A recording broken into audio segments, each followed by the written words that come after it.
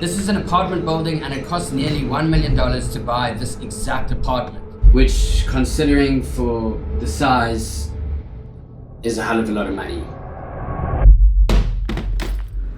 When Insta360 sent me their new Go Ultra camera, I knew I had to go somewhere incredible to shoot and test out its capabilities. So I've decided to blow the whole budget and fly to Hong Kong, a city I've never been to before and one that is celebrated for being one of the most diversely aesthetic city landscapes in the world. But while prepping for the trip, I realized something out of the ordinary.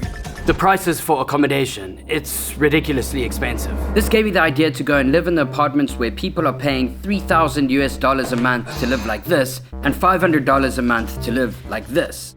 To capture the unique beauty as well as busyness in a place like Hong Kong, I'm making sure to pack my new secret weapon. This is the new Insta360 Go Ultra, the perfect lightweight action camera for when I'm on the go. One thing I can't wait to test out is its magnetic capabilities. This will allow me to get so many different creative camera angles. And then on non-magnetic surfaces, you can make use of mounts like these. So you guys will be able to see what I'm seeing. I also can't wait to test out the new AI chip to be able to capture crystal clear 4K footage at night. But while I pack and make my way to Hong Kong, here's a little more context of where I'm going. To date, Hong Kong is rated globally as the most expensive city in the world to buy a home, as well as to rent. On average, a 300 square foot studio apartment sells for around $500,000. That is the same size as 2 parking spaces, which works out to $25,000 per square meter. So I want to find out exactly what you get for these extreme prices.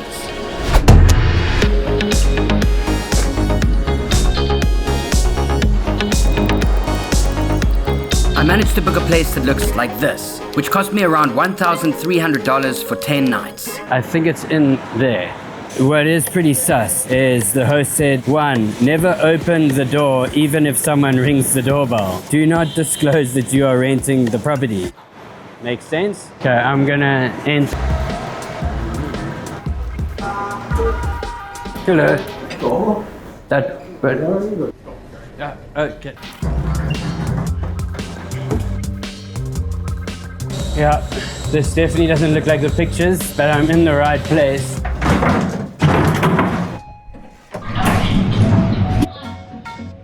Not bad, actually. It's sizey. And in total, it is 529 square feet. To rent this apartment for 1 month would cost $3,500. It has 3 bedrooms. It has a bathroom with a shower, a toilet, a sink. It has a fully functioning kitchen, but I can imagine if it's a family of 6 people living in this space, it is very small. Sun seems to be setting. I'm gonna get out of my sweaty airplane clothes and see what the streets of Hong Kong have to offer. It is so hot. Look how I'm sweating. This should be perfect for the Insta360 at night. Showcase the new AI chip in low light. I'm making sure to set it to 4K 30 frames and turning on the pure video mode. So let's see what it's got.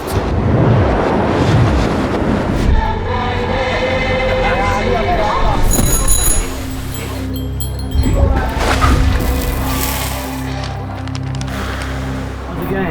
Do you mind if I put a camera on your skateboard?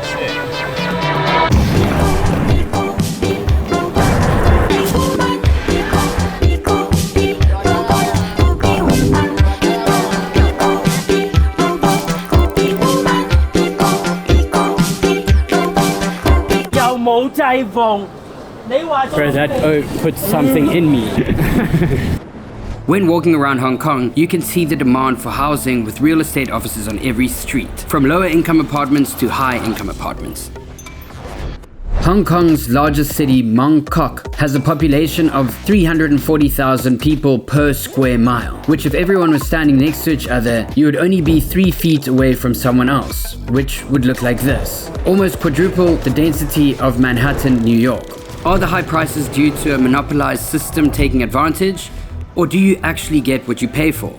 So when I got back to my place, I started looking for a luxury apartment to rent, and I found out something really interesting. Airbnb does not work here unless you rent for an entire month, and that's why the woman that rented us this place was so sus. This is because Hong Kong has strict rental laws, meaning anyone offering rentals for less than 28 days needs a hotel license or risk facing 2 years imprisonment. I eventually managed to book an apartment for the next day that was available for long-term lease or short-term rental. It's going to be quite a stark contrast.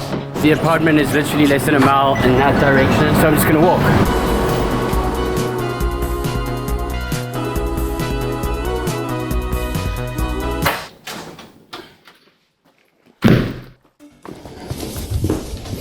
Let's review this exceptionally expensive apartment. This apartment cost $13,000 per month to rent, and I got it for $1,000 for the night. Jesus, that's expensive. It has 1 bedroom, 2 TVs, 1 lounge, well, like a couch. A nice couch, but a couch. A kitchen,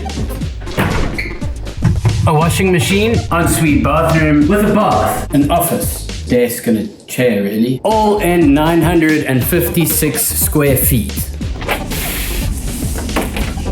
But the view, it is all about the view.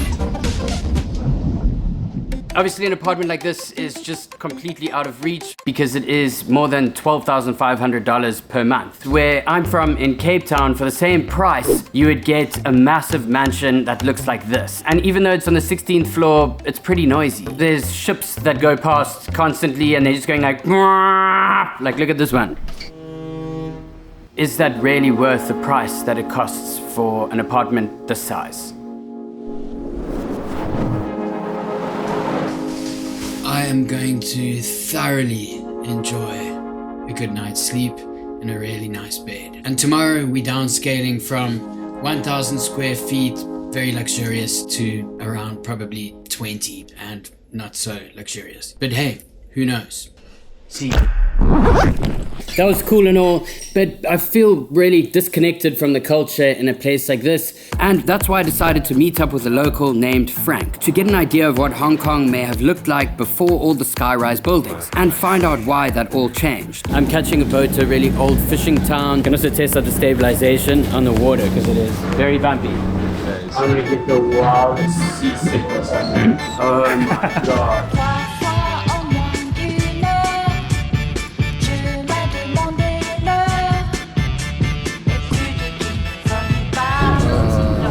Can't move. Can't move? Feels like we've been on here for 45 minutes at least. 15. What? After feeling grateful to finally be on land again, we explored the small fishing village on Sheng Chao Island. With Hong Kong receiving over 50 million tourists a year, it's a place for people to escape the city center and experience the relaxed lifestyle so many rural villages once had in Hong Kong. Colors are just so good in this camera. Like, this is usually the worst time of day to shoot, but everything still pops. It's beautiful here, very laid back and tranquil. Most rural villages like this in Hong Kong have slowly started to dissipate as a result of urban migration. In the 1980s, Hong Kong had an economy with a massive manufacturing sector which started to decrease while service-based sectors started increasing. These shifts illustrate how Hong Kong's economy was repurposed. No longer competing in low-cost manufacturing, but achieving prominence as one of the world's premier service and finance hubs. The success came with many businesses and international investors transferring to Hong Kong's city centers. The massive influx increased the demand for housing, schools, and other services. By the 1990s, over 80% of factories relocated to mainland China as a result of rising local costs. The increase in cost of living forced many people from these areas to migrate to the city in pursuit for better paying jobs, leaving over 600 once thriving communities abandoned. With so many people moving to the city and expenses being so high, I wonder, how do young professionals make it work? So tell me about living in Hong Kong. Generally speaking, I would say I feel safer, things are more convenient. But in Hong Kong, I don't think people are rushing to move out. Frank then explained how many young people in Hong Kong prefer to stay with their families, especially if there are multiple generations. As a culture, it is seen as very positive. Growing up being used to smaller quarters, living with family teaches many people to be efficient when it comes to using the space they have. When you don't have societal pressure to move out of the family home, and minimalist living isn't a problem, it creates a culture of spatial efficiency and tight social bonds. If you grew up in this kind of spaces, you're used to it. It's only when you go to other countries or cities and you have the comparison. But I think that forces us to be more thoughtful on how to design the homes and furniture. Yeah. Like super well designed. Yeah. Speaking of well designed, have you seen the new Insta360 Go Ultra? Wow. What is it? Don't you have the old one? I do have the old one. That's the old one. Let me put yours down because my one's better. Can your one do this? Oh yeah, it can, eh?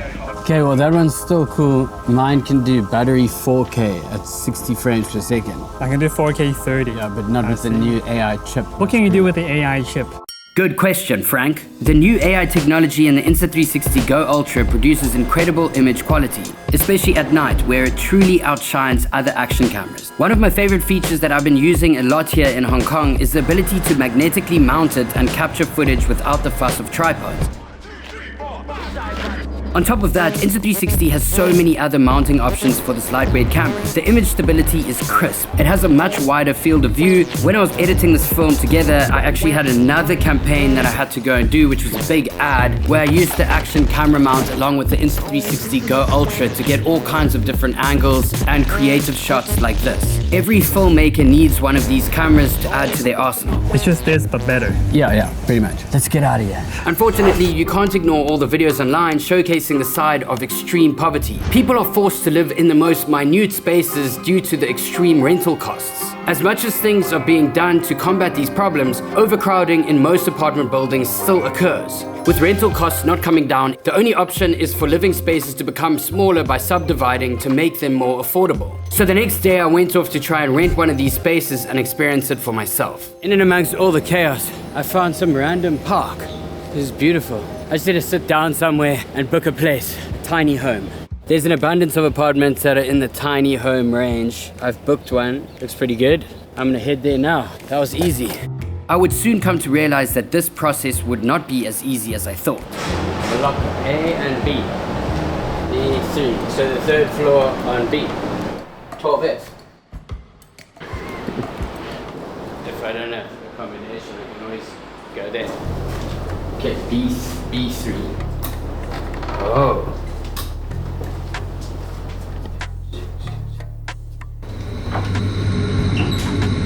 At first glance, I actually kind of like it. It's not bad. It costs around $800 per month. This apartment is 70 square feet in size, and it comes with a bed. Pretty comfortable bed, actually. A TV, some hanging space on the door, a mirror, some vanity storage space. Yeah, I guess you could put all your clothing down here. This is the multi-purpose bathroom. It doubles up as a shower as well. I've got a great view of the EasyGo Hotel, which I'm 99% sure is a place that you go to have your and then you also touch a few and then when you're done, you can just walk out and leave. A place like this usually has a communal kitchen where it is shared with 8 other residents. There is no aircon, so my God, it is hot. You can call me what you want, but it's just far too hot in here. I don't mean this with any disrespect. I'm just not used to the heat, and luckily in Carnival Mansion, there is an aircon, so that's where I'll be sleeping. Yeah, out of here.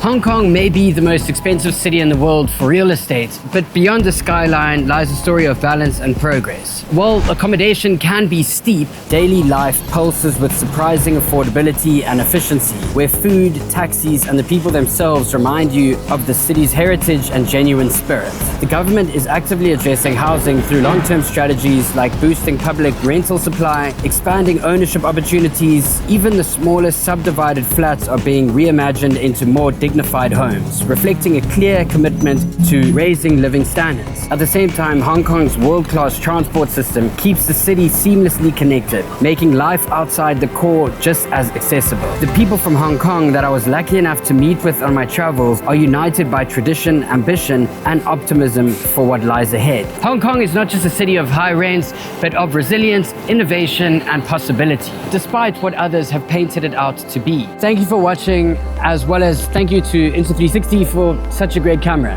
I absolutely love it. Insta360 has decided to throw in my favorite mount for free, which is the action camera mount. This deal will be for the first 20 people who use my link. Also, make sure to shop Insta360's Black Friday sale to save up to $80 on your order. I've put the link in my description and you should go buy one today. Other than that, don't forget, you're awesome, brew, and I'll see you soon.